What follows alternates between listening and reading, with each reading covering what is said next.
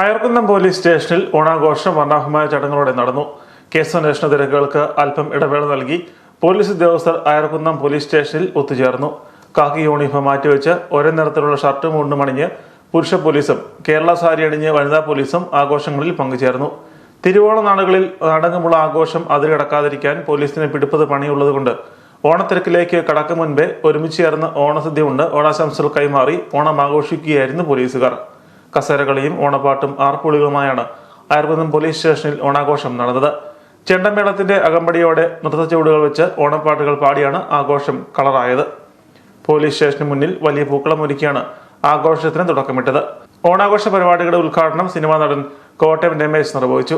DYSP Aneesh, SHO Anoop Jose, SI Saju Lukose, ASIമാരായ Sujith, Raju Jacob, Jaison, PRO Pradeep തുടങ്ങിയവർ നേതൃത്വം നൽകി.